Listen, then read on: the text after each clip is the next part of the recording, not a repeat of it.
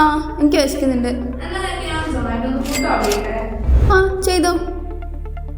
അത് പറഞ്ഞപ്പോഴാ നിനക്ക് സൊമാറ്റോ എങ്ങനെ ഉണ്ടായെന്നറിയോ? നിങ്ങൾക്കറിയോ? സാരമില്ല, ഞാൻ പറഞ്ഞുതരാം. ഏകദേശം ഒരു 2007-2008 കാലങ്ങളിൽ ബെയിൻ ആൻഡ് കമ്പനി സ്ഥാപനത്തിൽ ജോലി ചെയ്യുന്ന 2 കൂട്ടുകാരായിരുന്ന ദീപേന്ദർ ഗോയലിൻ്റെയും പങ്കജ് ചദ്ദയുടെയും മുന്നിൽ അവരുടെ ചില കൂട്ടുകാർ അനുഭവിക്കുന്ന ഒരു പ്രശ്നം കണ്ണിൽപ്പെട്ടു. ഉച്ച സമയത്ത് ഭക്ഷണം വാങ്ങാൻ വേണ്ടി കുറേ നേരം ക്യൂ നിൽക്കേണ്ടി വരുന്നതിനാൽ കുറേ പേർ പട്ടിണി കിടക്കുന്നു. ഇവർക്കാണെങ്കിൽ പുറത്തുപോയി ഭക്ഷണം കഴിക്കാനുള്ള സമയവും തികയുന്നില്ല.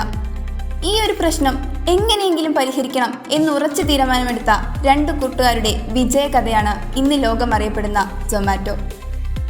ഏതൊരു മനുഷ്യനും തൻ്റെ വിരൽത്തുമ്പിൽ ഭക്ഷണം ഓർഡർ ചെയ്യാൻ കഴിയുന്ന ഒരു സംവിധാനമാണ് സൊമാറ്റോ. മാത്രമല്ല, ഏതൊരു ഐഡിയയും ഒരു $1 ബില്യൺ ഐഡിയ ആക്കി മാറ്റാം എന്നതിനുള്ള ഒരു ഉത്തമ ഉദാഹരണം കൂടിയാണ് ഈ ബ്രാൻഡ്. 2008 ഫുഡിബേ എന്ന പേരിൽ ആരംഭിച്ച ഈ സ്ഥാപനം 2010 സൊമാറ്റോ എന്ന് റീബ്രാൻഡ് ചെയ്യപ്പെടുകയാണ് ഉണ്ടായത്. ആദ്യം വെറുമൊരു റെസ്റ്റോറൻറ്റ് ലിസ്റ്റിംഗ് മാത്രമായിരുന്ന സൊമാറ്റോ പിന്നീട് ഒരു ഫുൾ ഫ്ലെഡ്ജഡ് ഡെലിവറി ആപ്പായി മാറുകയായിരുന്നു. ഈ ഒരു കാലയളവിൽ തന്നെ ഇൻഡസ്ട്രിയിലെ പല പ്രമുഖ കമ്പനികളെയും സൊമാറ്റോ സ്വന്തമാക്കി. വെറുമൊരു ഡൊമസ്റ്റിക് ആപ്ലിക്കേഷൻ മാത്രമായിരുന്ന സൊമാറ്റോ പിന്നീട് UAE, തുർക്കി, ഇന്തോനേഷ്യ, ബ്രസീൽ ഇങ്ങനെ പല രാജ്യങ്ങളിലേക്കും വളർന്നു.